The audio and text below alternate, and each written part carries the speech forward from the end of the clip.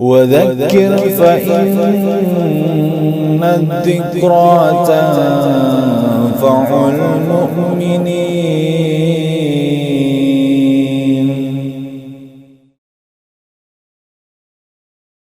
Bismillahirrahmanirrahim. Innal hamdalillah nahmaduhu wa nasta'inuhu wa nastaghfiruh wa na'udzu billahi min syururi anfusina wa min sayyiati a'malina.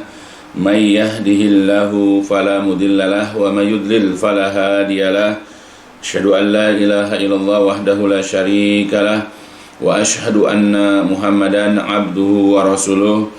Allahumma salli ala Muhammadin wa ala ali Muhammad kama sallaita ala Ibrahim wa ala ali Ibrahim innaka Hamidum Majid. Allahumma barik ala Muhammadin wa ala ali Muhammad kama barakta ala Ibrahim wa ala ali Ibrahim innaka Hamidum Majid. Amma ba'd. Fa inna asdaqal hadis kitabullah wa khairal hadi hadi Muhammadin sallallahu alaihi wasallam wa syarrul umuri muhdatsatuha fa inna kulla muhdatsatin bid'ah wa kulla bid'atin dhalalah wa kulla dhalalatin finnar.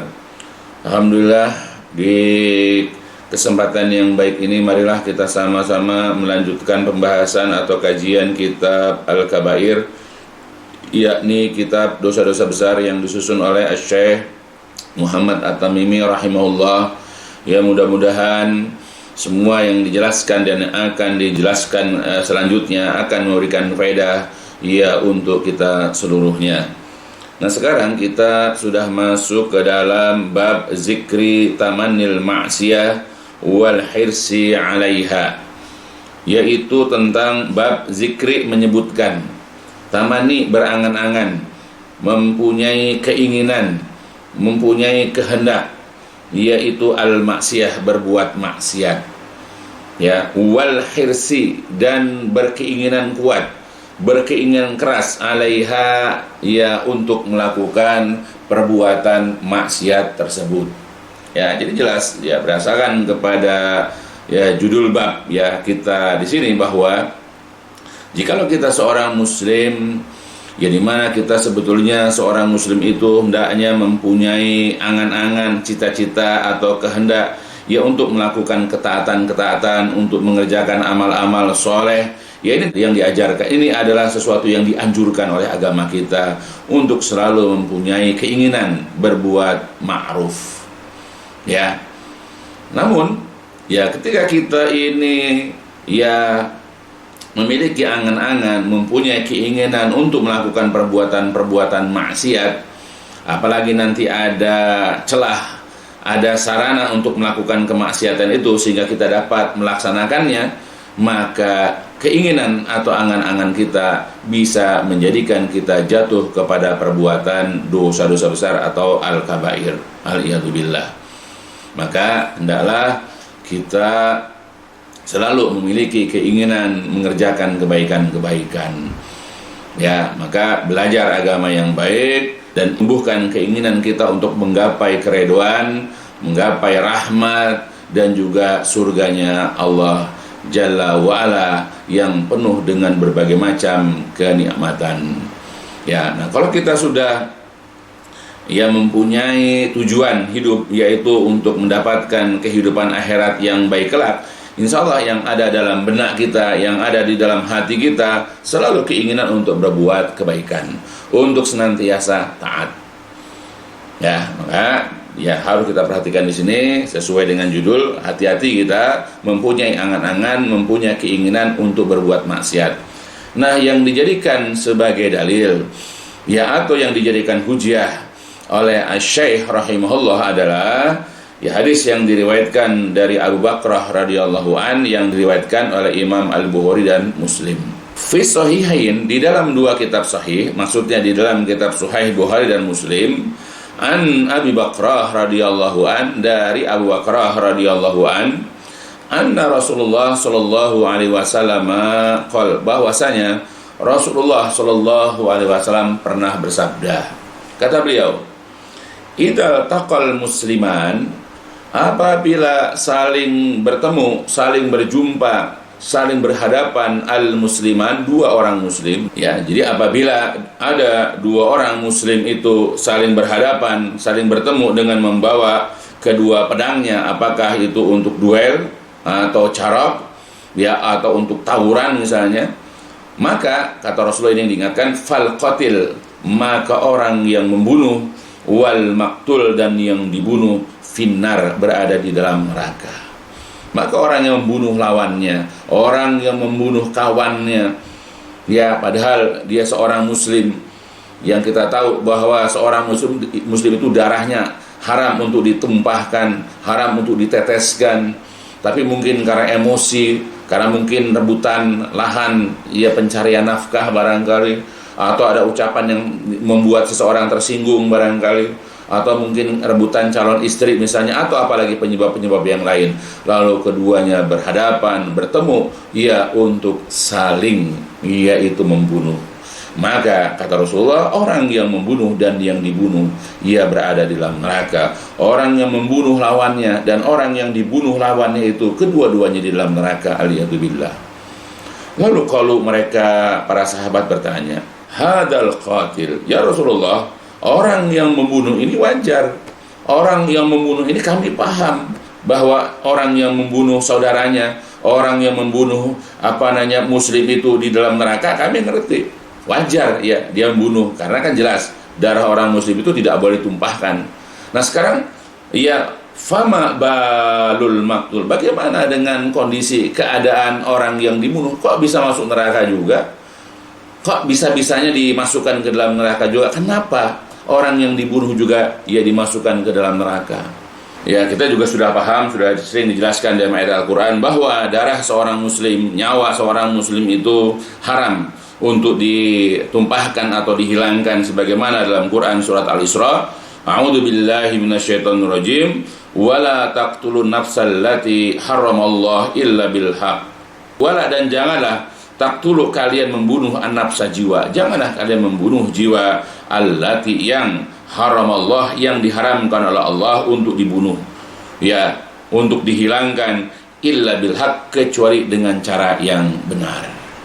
Ya, jadi tidak boleh kita membunuh jiwa, haram bagi kita untuk membunuh saudara kita sesama muslim, ya, apalagi hanya lantaran emosi, hanya lantaran rebutan lahan, rebutan wanita barangkali, atau cuma tersinggung dengan ucapan seseorang misalnya, lalu kita dengan mudahnya menumpahkan darah orang tersebut, atau bahkan menghilangkan nyawanya, aliyadzubillah. Ya, jaga diri kita, jangan mudah emosi, jangan mudah atau lekas naik darah, jangan, karena haram membunuh. Ya, sebagaimana di dalam Quran surat An-Nisa, Allah Jalla wa'ala pernah berfirman, a'udzu billahi minasyaitonir rajim, wa may yaqtul mu'minan muta'ammidan fajazauhu jahannam khalidan fiha. Jadi barang siapa yang membunuh seorang mukmin dengan sengaja, ya, niatan dia membunuh, ya, dari rumah memang dia sudah membawa senjata, dari rumah dia sudah mempersiapkan alat untuk membunuh saudaranya itu, ya, memang niat dia untuk membunuh, maka fajazauhu, maka balasan orang yang membunuh orang mukmin tersebut adalah jahannam, neraka jahannam, khalidan fiha, dia kekal di dalamnya, wa ghadiballahu alaihi, Allah murka kepadanya, wa la'anahu, dan Allah melaknatnya, wa adalahu azaban azima, dan Allah telah menyediakan untuknya azab yang sangat besar, aliyadzubillah. Itulah dalil-dalil tentang larangan, yaitu kita membunuh, ya, jiwa, ya, seorang muslim. Tidak boleh kita menumpahkan darahnya, tidak boleh kita menghilangkan nyawa seorang muslim, kecuali dengan cara yang benar, ya, sebagaimana dijelaskan di dalam, ya, aturan agama. Ya, jadi pada saat tidak boleh. Makanya ketika ada orang mau membunuh, ya, orang, ya, jangan usah dilayanin, tidak usah kita membalas, tidak usah kita mempunyai angan-angan atau keinginan untuk membunuh orang, apalagi dia seorang muslim, ya. Maka pada saat kita ini diajak duel, diajak carok, diajak untuk tawuran, ya, dengan tujuan menghilangkan nyawa, maka bagi kita haram untuk mengikuti keinginan orang tersebut. Ya, walaupun orang mengatakan bahwa kita tidak punya harga diri, tidak masalah, karena kita membunuh masuk neraka, kita dibunuh pun masuk neraka. Ya, kita bunuh dia, masuk neraka kita. Dibunuh pun boleh jadi kita ini, karena memang kita punya keinginan membunuh orang itu pun juga akan masuk neraka. Ya, jadi berkeinginan membunuh itu tidak boleh nanti. Nah, makanya para sahabat bertanya, hadal qatil fama balul maktul. Ya Rasulullah, orang yang membunuh kami ngertilah, wajarlah dimasukkan ke dalam neraka. Nah, sekarang bagaimana kondisi, bagaimana keadaan orang yang dibunuh, kok juga dia masuk neraka? Kemudian qala Rasulullah menjelaskan, menerangkan, yaitu pertanyaan, ya ketidakpahaman, yaitu para sahabat. Kata beliau, innahu kana harisan ala qatli sahibihi. Karena sesungguhnya orang ini pun, orang yang dibunuh pun mempunyai keinginan yang kuat, mempunyai tekad yang kuat untuk membunuh sahabatnya itu. Ya karena masalahnya, ya dia punya keinginan juga, cuma masalah dia kalah cepat atau kalah kuat sehingga dia dibunuh lebih dulu. Mungkin kalau dia itu juga orangnya kuat, ya, atau juga dia orangnya lebih cepat barangkali, bisa jadi dia yang bunuh saudaranya. Tapi karena kalahnya itu aja, ya, kalah kuat dan kalah cepat sehingga dia dibunuh duluan. Makanya kita tidak boleh, ya, menerima tantangan, ya, hanya gara-gara untuk harga diri kita, ya, karena jelas dilarang.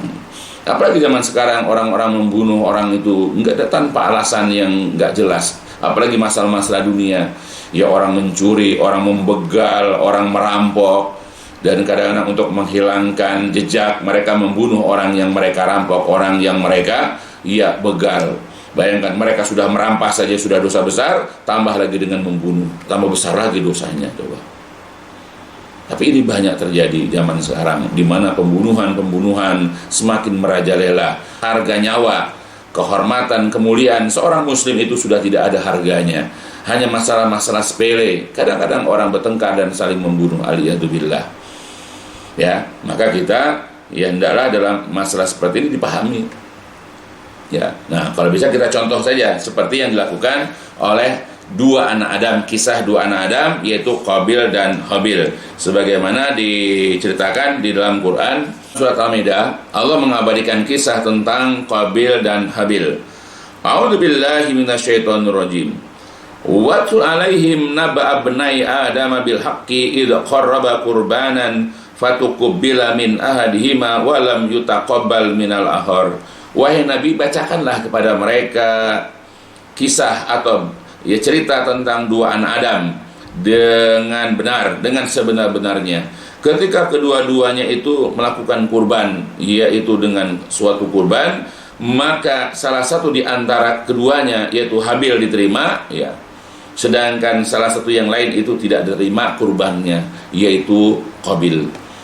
Ya, jadi Qabil tidak terima, Habil diterima. Ini kisahnya bisa lihat dalam kitab-kitab tafsir. Kemudian qala berkata si Qabil, ya, karena dia tidak terima kurbannya sehingga dia iri dengki kepada saudaranya dan dia bermaksud untuk membunuh. Dia mengatakan qala la aqtulannak. Ya, dia mengatakan aku benar-benar akan membunuhmu. Ini nyata karena menggunakan lam taukid. Udah gitu nunnya juga non taukid, penegasan bahwa dia benar-benar ingin membunuh saudaranya. Kemudian bagaimana sikap, yaitu Habil, ketika diancam oleh saudara untuk dibunuh? Qala, dia menasihati, innama yataqabbalullahu minal muttaqin. Allah itu hanya menerima amalan kurban atau apapun, ya, amal-amal soleh itu dari orang-orang yang bertakwa. Ya.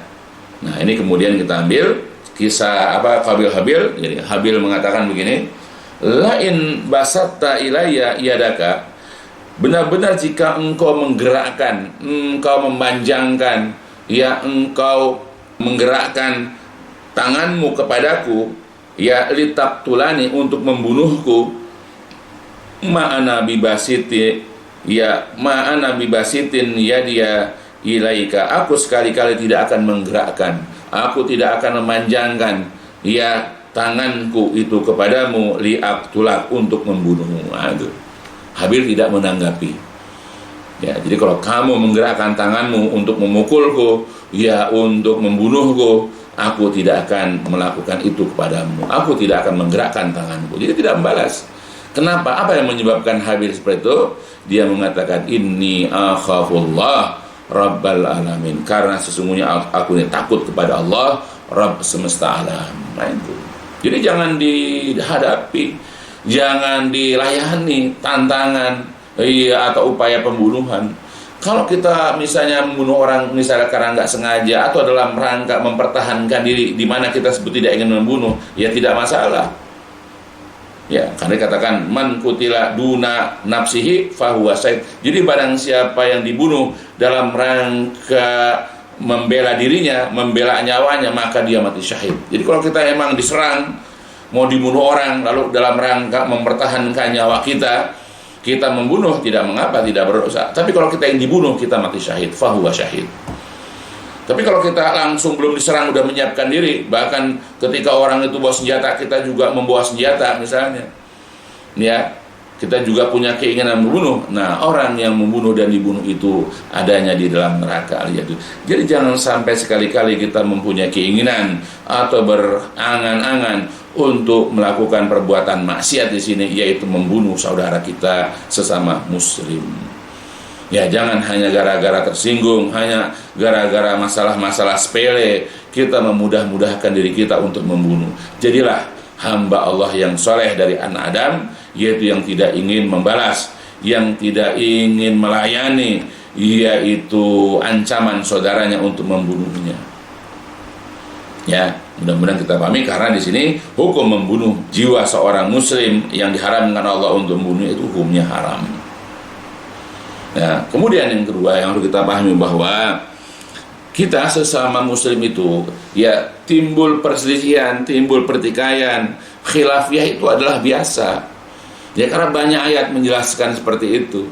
Jadi tapi jangan gara-gara perselisihan, pertikaian kemudian memancing emosi kita, ya kemudian kita berkeinginan untuk menghilangkan nyawa saudara kita, tidak boleh. Kalau perselisihan itu biasa, pertikaian itu biasa. Makanya kalau andai kata dua orang mukmin saling berselisih, damaikan. Orang yang tidak ada sangkut paut dengan keduanya ini dalam perselisihan, maka sebagai orang ketiga adalah mendamaikan dua kelompok orang atau dua orang yang sedang berselisih, ya sebagaimana di dalam ayat Al-Qur'an. Allah Subhanahu wa taala telah berfirman dalam Quran surat Al-Hujurat, A'udzu billahi minasyaitonir rajim. Wa in ta'ifatani minal mu'minina iqtatalu fa aslihu bainahuma. Wa in, dan jika ada ta'ifatan, dua kelompok, dua golongan orang minal mu'minin dari orang-orang mukmin, iqtatalu, mereka berselisih, mereka saling berusaha membunuh, mereka saling berperang, ya, fa aslihu, maka islahlah, damaikanlah bainahuma, di antara keduanya. Jadi jangan dibiarkan mereka baku hantam, jangan biarkan mereka bertengkar, saling berselisih. Ya mungkin pertama daripada adu mulut, ya kalimat-kalimat yang keras suaranya dan bahkan kasar, bahkan akhirnya menyinggung. Nah, asalnya dari mulut, ya kemudian tangan bermain, lempar ini lempar itu segala macam. Dan kadang-kadang dari lempar ini lempar itu bukan barang lagi, tapi senjata yang dilemparkan kepada ya lawannya, kepada orang yang di hadapannya. Nah itu hati-hati. Ya makanya kita kalau lihat ada orang saling berselisih, bertengkar, maka damaikanlah. Namun kemudian fa im bagat ihdahuma 'alal ukhra, jikalau salah satu di antara keduanya itu ada yang berbuat bugot, melampaui batas, tidak mau didamaikan, ngeyel ia dengan pemahamannya, ngeyel dengan ia pemikirannya ia atas yang lain, maka Allah memerintahkan kepada kaum mukmin yang lain, faqatilul lati tabghi hatta tafi'a ila amrillah, maka perangilah orang yang melampaui batas sehingga kembali kepada perintah, kepada urusan Allah. Namun fa'in fa'at, jika kelompok itu sudah kembali, mau berdamai, mau rukun, ya mau harmonis lagi dengan kelompok yang lain, fa'aslihu, maka damaikanlah bainahuma, di antara keduanya, bil adil, dengan adil, wa aksitu, dan berlaku adilah, karena sesungguhnya Allah itu mencintai orang-orang yang berbuat adil. Nah itu. Jadi kita tidak boleh membiarkan ada ya dua orang mukmin atau dua kelompok orang mukmin itu saling berselisih.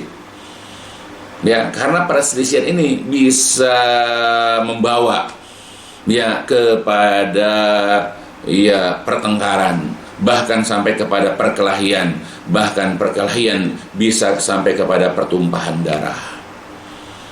Ya, maka ketika ada bibit-bibit perselisihan, ya, maka sebagai orang yang tidak terlibat dalam pertikaian itu, damaikan.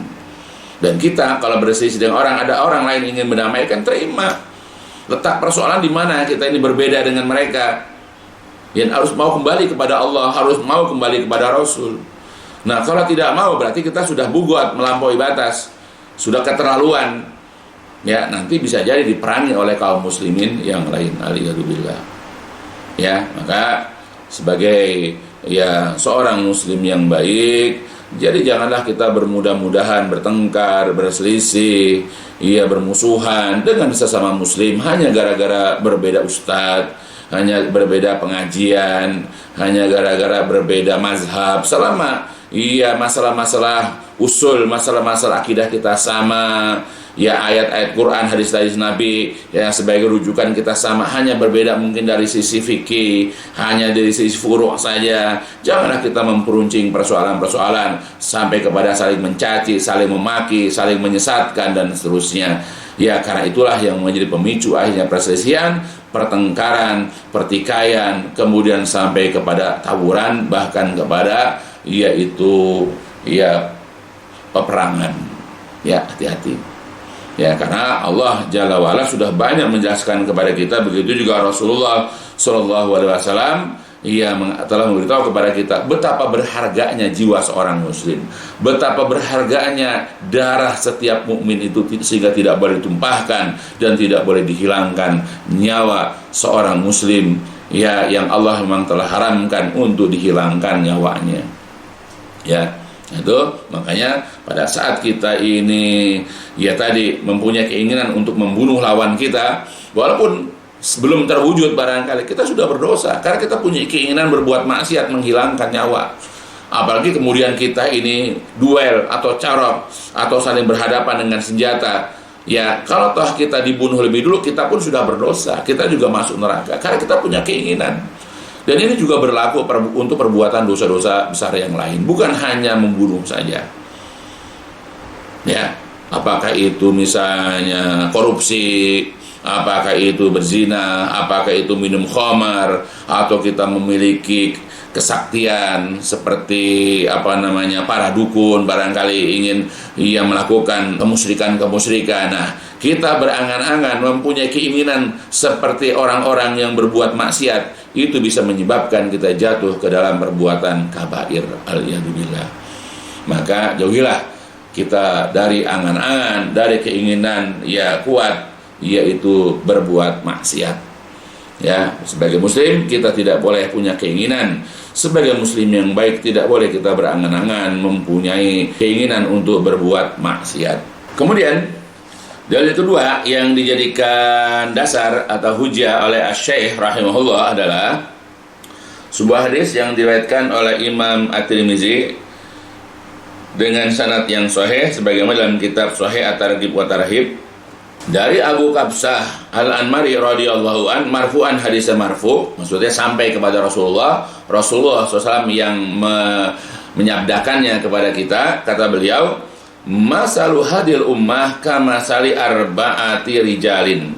Jadi masalu perumpamaan hadil ummah, umat ini, perumpamaan permisalan umat ini adalah kamasali arba'ati rijal, seperti perumpamaan ya 4 orang. Ya, jadi diumpamakan seperti ada 4 orang atau 4 jenis orang. Apa saja? Yang pertama adalah rajulun, seseorang atahullahu malan wa ilman fahuwa ya'malu fi malihi bi'ilmih. Yang pertama adalah seseorang yang Allah telah anugerahkan, yang Allah telah karuniakan, yang Allah telah berikan kepadanya harta dan ilmu. Lalu dia beramal, lalu dia memanfaatkan hartanya itu, yaitu dengan ilmunya. Fahuwa ya'malu fi malihi bi'ilmihi. Maka karena orang ini telah anugerahkan kepadanya harta dan ilmu, maka dia dia amalkan, dia manfaatkan, dia pergunakan hartanya itu dengan ilmunya. Apakah untuk membangun masjid misalnya, ya untuk membangun sekolah tahfiz, membantu anak-anak yatim, membantu orang-orang yang kesusahan di antara fakir miskin, janda-janda yang susah dan seterusnya, ya, atau untuk memberangkatkan haji umroh kedua orang tuanya, dan banyak lagi. Ya, harta itu dipergunakan karena orang ini memiliki ilmu sehingga dia memanfaatkan ilmunya. Ya, dia memanfaatkan harta dengan ilmunya itu, ya, dengan ilmu agamanya. Karena dia paham bahwa ya harta di dunia ini ada 3 jenis, ya. Dia paham betul. Jadi yang pertama adalah harta yang dia pergunakan, yang dia makan, yang dia pakai, yang dia kendarai, yang dia tinggali. Nah, harta yang seperti ini nanti adalah menjadi kotoran. Kalau dia bentuk makanan atau minuman, kelak yang dimakan dari hartanya itu adalah menjadi kotoran. Kemudian kendaraan-kendaraan, rumah-rumah yang dimiliki, maka yang dipergunakan ini nanti akan menjadi rongsokan. Ya, suatu saat, ya, dia tahu ini bahwa harta yang seperti ini akan menjadi rongsokan. Dia paham. Kemudian harta yang dia pakai, ya, apakah itu baju, apakah itu sepatu, apakah itu celana dan yang semisalnya, itu hanyalah nanti menjadi barang-barang yang rusak dan lusuh. Dia tahu. Ya. Nah, kemudian buat dia harta yang kedua adalah harta yang ditinggalkan. Nah, harta yang ditinggalkan nanti adalah boleh jadi barang rebutan ahli warisnya. Ya, dia pasti akan meninggalkan harta-harta yang disimpannya, harta-harta yang dia depositukan itu, ya, nanti akan ditinggalkannya. Dan kemudian harta yang dia sodakohkan, harta yang dia infakkan, harta yang dia keluarkan zakat, inilah harta dia yang hakiki, harta dia yang sebenar-benarnya, yang nanti akan dia mendapatkan harta itu bahkan dilipat gandakan kelak di hari kiamat di dalam surga. Nah, dia tahu. Makanya dia, kalau orang ini mempunyai ilmu dengan hartanya, maka dipergunakan hartanya itu yaitu untuk kepentingan dia nanti di hari kiamat. Ya, dia pergunakan dengan memberikan infak sodako, bantuan ke masjid, bantuan ke sekolah tahfiz, ke pesantren-pesantren, membantu anak yatim, memberangkatkan orang tua, ya, atau kerabatnya menunaikan ibadah haji atau umroh dan yang lain-lainnya. Maka dipergunakan, dia tahu itu. Nah, itulah yang pertama. Ya, orang yang Allah anugerahkan kepada orang tersebut yaitu harta dan ilmu. Ya, sehingga dia memanfaatkan hartanya karena dia punya ilmu kepada hal-hal yang berfaedah untuk dia kelak di hari kiamat.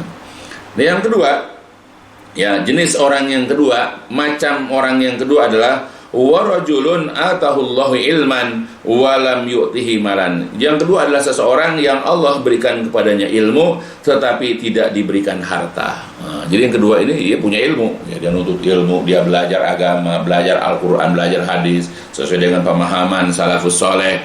Tapi sayang dia tidak mempunyai harta. Harta hanya cukup untuk kehidupannya saja, untuk memberikan nafkah dia kepada anak dan istrinya. Tapi dia tidak mempunyai harta yang dengan harta itu dia bisa bangun masjid. Ya, dia tidak memiliki harta yang dengan harta itu dia bisa membantu sekolah tahfiz, membantu fakir miskin, membantu janda-janda, ya, membantu anak-anak yatim dan seterusnya. Ya, atau dia juga tidak bisa berangkat menunaikan ibadah haji atau umroh karena keterbatasan hartanya. Ya. Nah, orang ini punya ilmu tadi tapi tidak punya harta. Kemudian, ya, faqala, dia berkata, ya, jadi orang yang kedua ini berkata, lau kana li mala misli mali fulan la amiltu fihi ya mislu amalihi fahuma fil ajri sawa. Ya, lalu dia berkata, kalau seandainya aku mempunyai harta seperti hartanya si fulan, yang pertama tadi, yang dia punya harta, dia bangun masjid, dia punya harta bantu sekolah tahfiz, dia punya harta bantu anak yatim, orang-orang miskin, ya, memberangkatkan haji atau apalah kebaikan-kebaikan dari hartanya itu.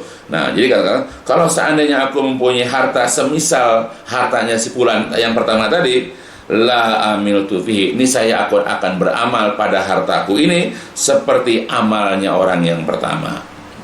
Saya juga akan bangun masjid, saya juga akan bikin sekolah tahfiz, saya juga akan bantu anak yatim, saya juga akan begini-begini terus.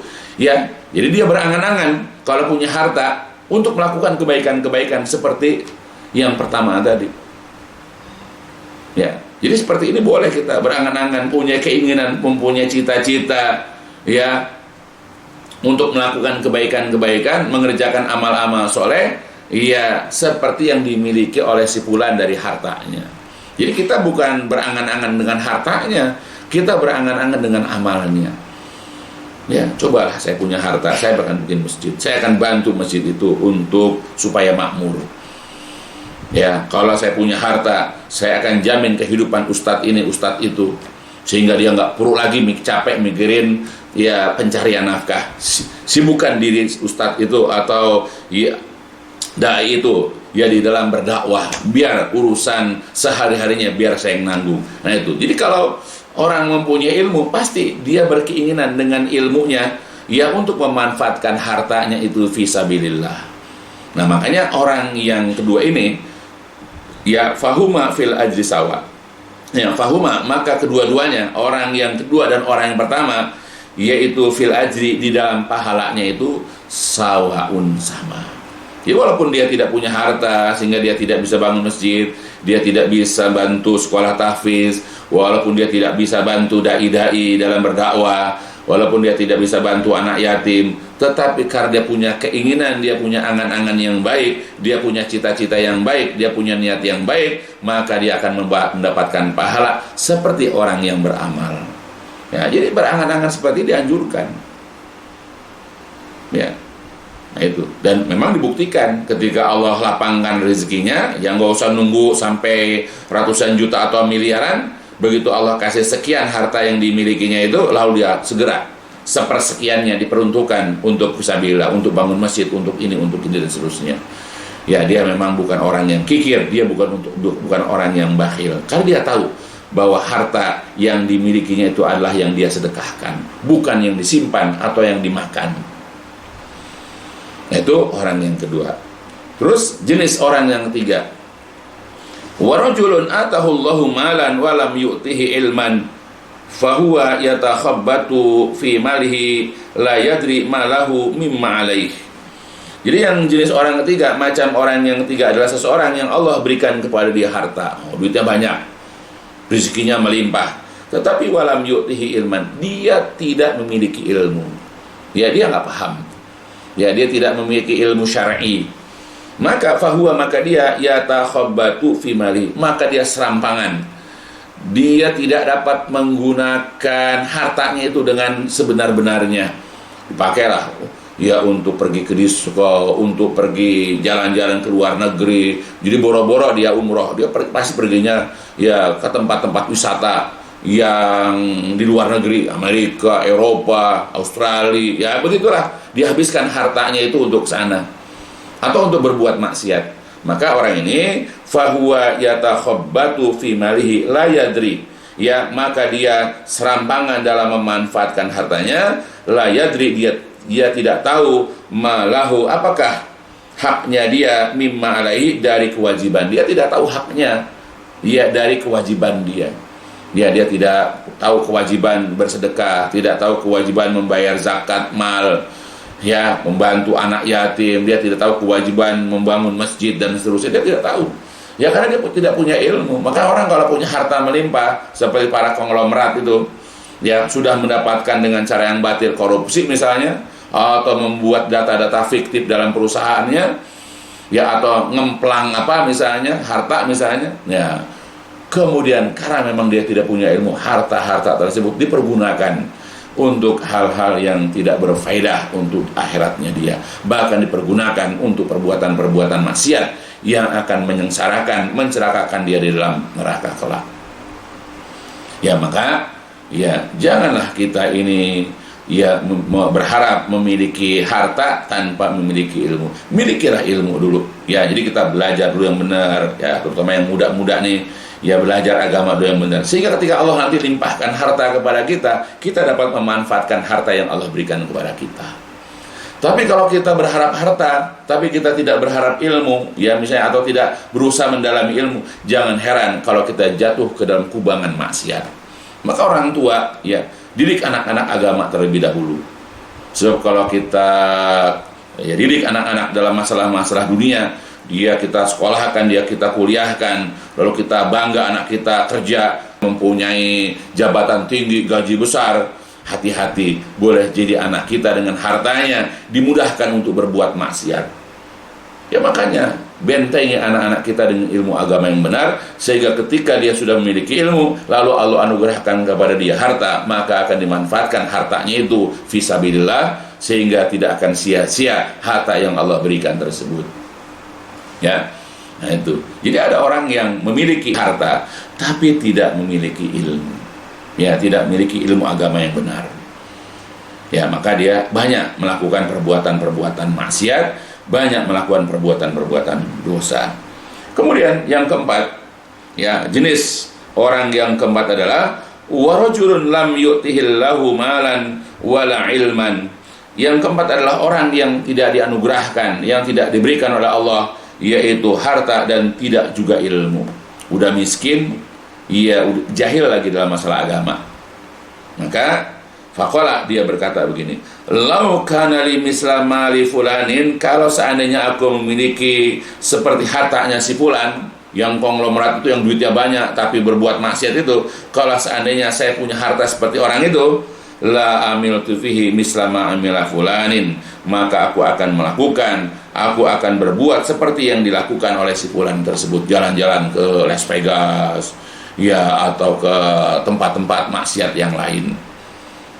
Ya, nah itu.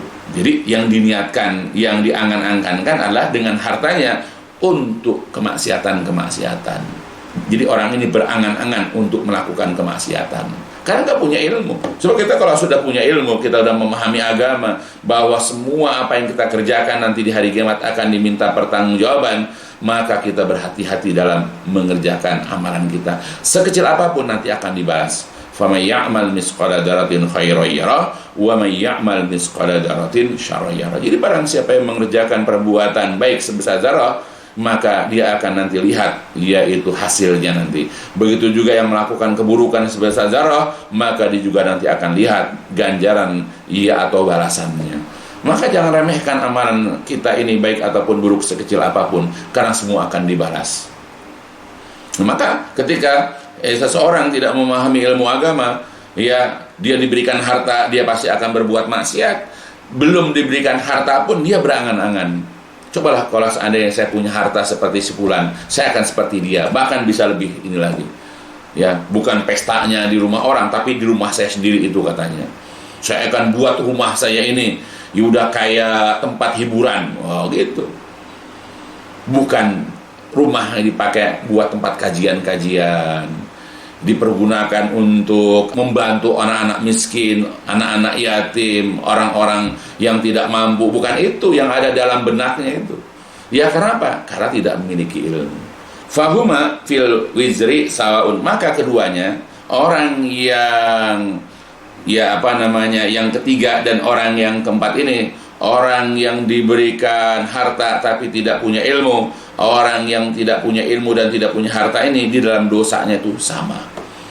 Ya, kalau yang nomor 3 ini karena dengan harta dia bisa berbuat maksiat, kalau orang yang keempat berangan-angan untuk berbuat maksiat, maka dalam hal ini, dalam perbuatan dosa, antara jenis atau macam orang yang ketiga dan keempat ini adalah sama. Dan hadis ini diriwayatkan oleh Imam At-Tirmidzi dan disahihkan oleh Syekh Al-Albani. Nah, itulah Rasulullah sudah memberikan gambaran kepada kita tentang 4 jenis manusia. Ya, jadi sekali ulang, jadi jenis yang pertama adalah orang yang Allah anugerahkan, yang Allah kurniakan kepadanya ilmu agama dan juga harta. Maka dengan ilmu agamanya, maka dia manfaatkan harta yang Allah berikan kepadanya untuk ketaatan-ketaatan, untuk melakukan amalan-amalan yang diridhoi oleh Allah Jalla wa'ala, dipergunakan untuk mengerjakan amal-amal soleh, apakah berupa membangun masjid, membantu sekolah tahfiz, membantu anak yatim, orang-orang fakir, orang-orang miskin, atau kemudian membantu keluarganya, apakah orang tua dan kerabatnya untuk menunaikan ibadah haji atau umroh, dan banyak lagi amal-amal soleh yang lain yang dimanfaatkannya. Nah, sedangkan orang yang kedua ini adalah orang yang secara ilmu agama dia paham, dia ngerti karena dia menghadiri kajian-kajian, dia tahu betul. Tapi saya nggak punya harta. Maka dia berangan-angan, dia punya cita-cita, dia punya keinginan, kalau seandainya saya punya harta seperti fulan, seperti saudara saya itu, saya akan mengerjakan seperti orang itu. Saya akan beramal seperti amalan orang itu. Bahkan boleh jadi lebih lagi nanti. Maka yang kedua orang ini dalam masalah pahala ganjaran sama. Walaupun yang pertama sudah beramal, yang kedua baru angan-angan. Karena Allah menilai, yaitu niat orang itu melakukan kebaikan.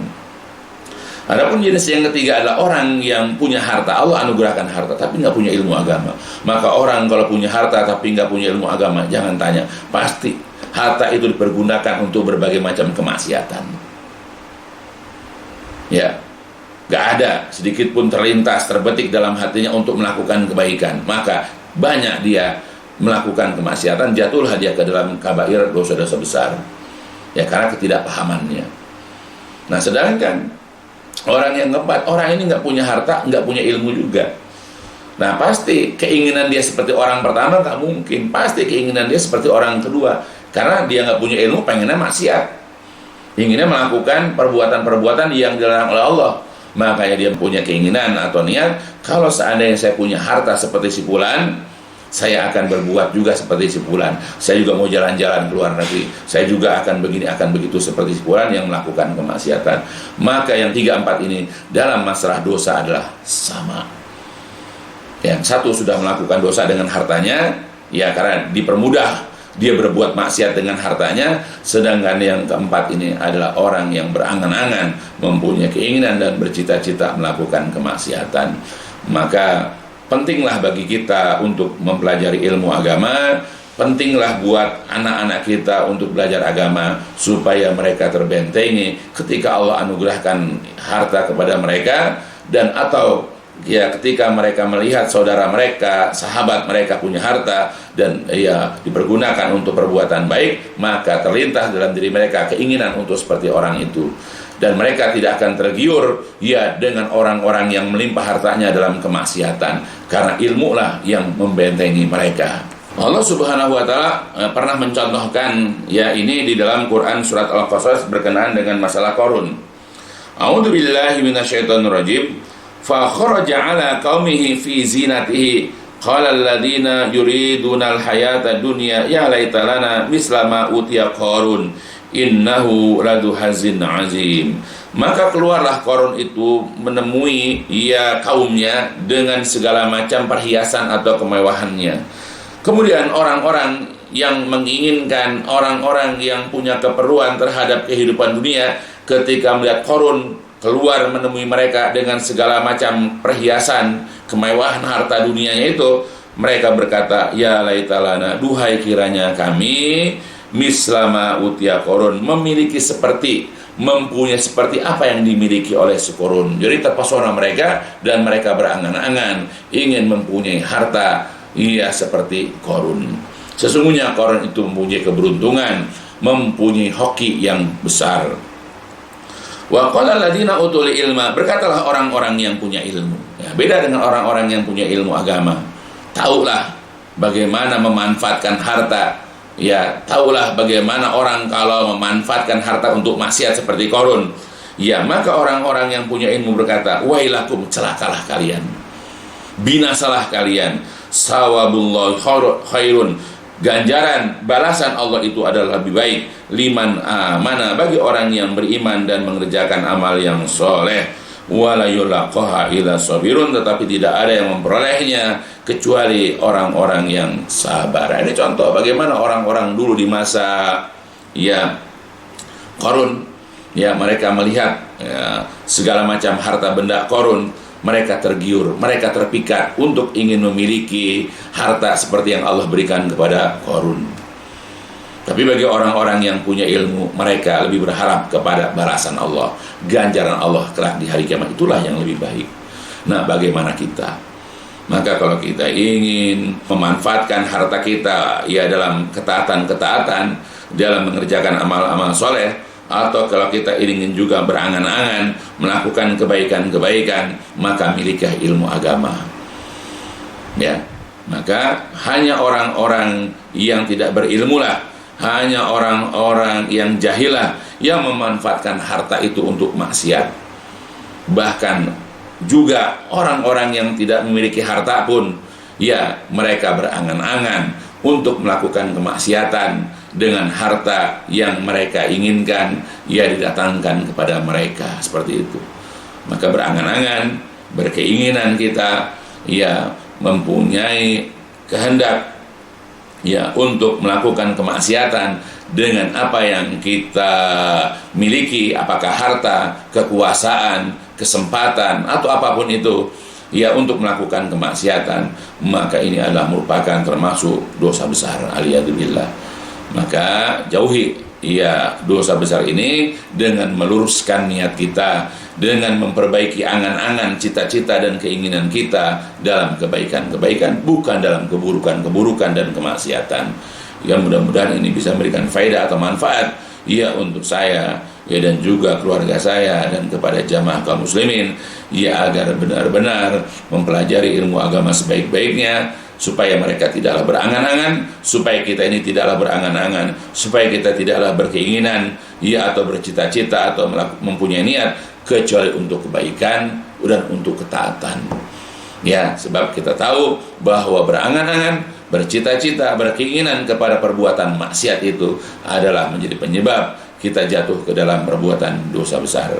Ya, sampai di sini dulu penjelasannya. Insya Allah kita akan lanjutkan lagi nanti dalam penjelasan selanjutnya dari kitab dosa-dosa besar, insya Allah Ta'ala, dan ditutup dengan walhamdulillahirrahmanirrahim, subhanakallahumma wa bihamdika asyhadu an la ilaha illa anta astaghfiruka wa atubu ilaik.